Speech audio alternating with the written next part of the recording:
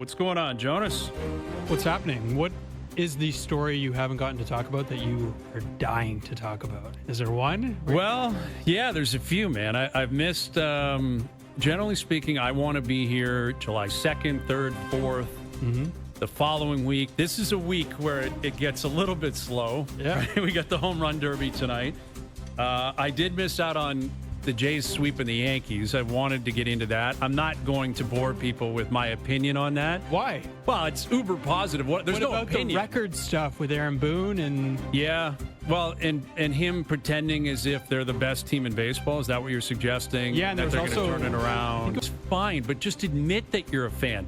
Like, he pretends as if he's some objective journalist, as if we all know the way the game's played.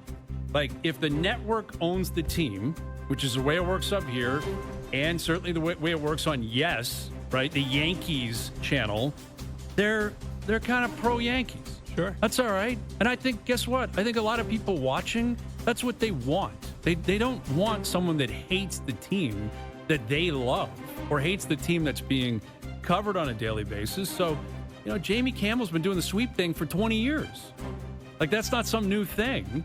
And Michael Kay pretending as if he's on some high horse, like he's Walter Cronkite. Like, just relax, dude. We get it. The Yankees aren't that good. And the Jays have passed them. And guess what? The Sox have won 10 in a row. Boston's right on your tail. It's right there. And it's amazing. Like, I will give full credit to the Blue Jays. And listen, they stumbled coming home. They lost 3 or 4 to bad teams. And that is one thing that I'm anticipating moving forward that I was looking forward to getting to. Is now that you've reset the table, now there's no more, hey, this is great, like good for you stuff, right? When you won 10 in a row, it was uber positive and it deserved to be. And they've had a very, very successful first half. But now that you're in a position at the All-Star break where you're leading the division, you better make the playoffs now. So if you blow 2 games to Sacramento or whatever the hell they're called, you throw away a game against the White Sox that was a very winnable game, that getaway game, you're going to be held to account. So what you're saying is the expectations now have changed. I think what they are, I think what the expectations should be is those of a first-place team on July 14th.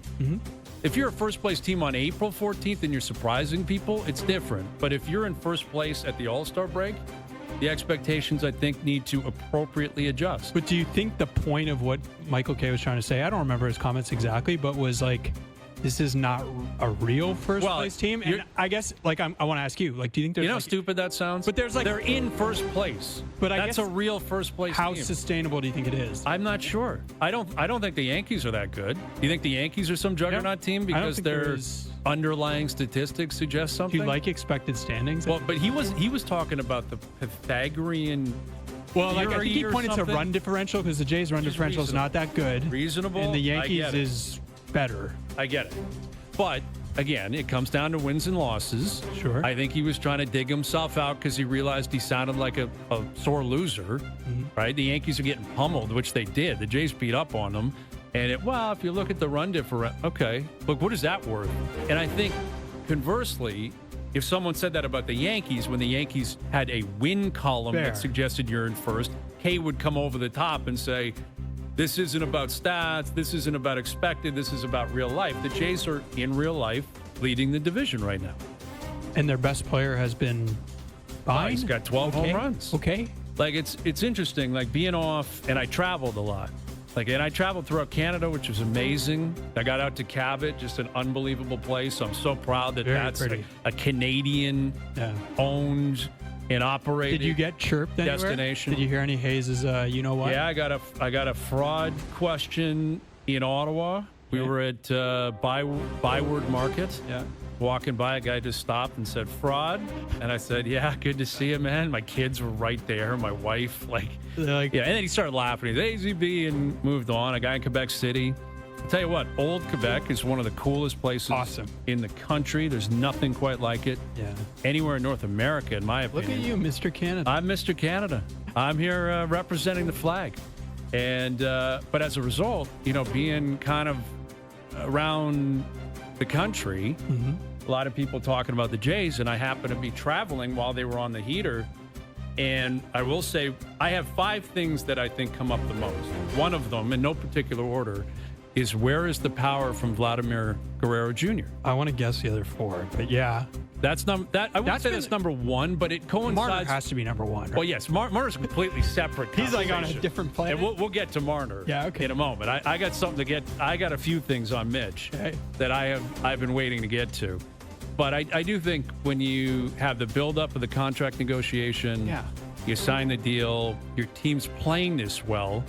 Like last year, he had a remarkable season, but it didn't mean anything in terms of team success. But it wasn't the start. It was like the second half when they were out. Right, but he started heating up in June. When they were out. Right.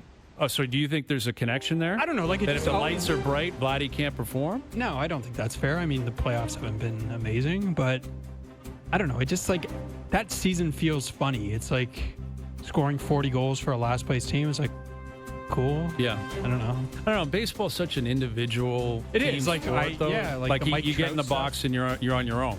Yeah. But I guess like to your earlier point, it's been the story the entire year. Yeah. Like he's got 12 home runs at the break. Yeah. And the reality is he's just not a power hitter. He had the one season where they started in Dunedin and then they were in Buffalo and then they got up here and he hit 46 that season, and it was a remarkable season, but that's just not who he is. Like, in reality, he's probably a 25 to 30 home run guy. You know, we always talk about the exit velocity with him, and why can't the launch angle match that, and all of a sudden, apparently you watch this guy in batting practice, it's outrageous the way he performs, but the power just isn't there, and it's not like he's he got like a 270 batting average. His OPS is under 800, I believe now. Like those are just that's not good enough, especially with a contract. And now, I would see. Here's where I would separate those two. Once you're playing, the contract doesn't mean anything. The team is built. You are who you are. That contract technically doesn't launch until next year anyway. Right. Now I don't care about him matching the contract. I care about him performing for his team now because they're in a position to win. So you don't need to justify the contract. You got to justify your leadership role because your team needs you more than ever. But that's why I'd look at the second half and be like, well, what's sustainable? Maybe some of the Clements and Bargers start to slow down and your best player starts to heat up, and that kind of makes up the difference. Like even Bichette, like it's been fine. Yeah, he's just been okay. But that's like, if I'm the Jays, I'm like, that's actually a pretty good sign. Like, that you're we're in this first place position. and our two best players. That's a glass half full. The pitching sure. staff has been fine-ish, right? Like it's like okay. Well, I mean, I think that is the glass half full, and I would lean being optimistic that Vladdy will catch a heater here at some point. And the question is, will it happen in September? But I don't agree with you. The contract is going to loom over everything. It just will. It's a $500 million contract. Yeah. But listen, you're connected to your number. Like, that's the reality of pro sports, is that you're connected to it. But I guess what I'm saying is, like if you're fulfilling the contract, quote unquote, individually, but the team's going to win 70 games, what does that do for any fan? Hey, it's great that Rogers got their money worth because he's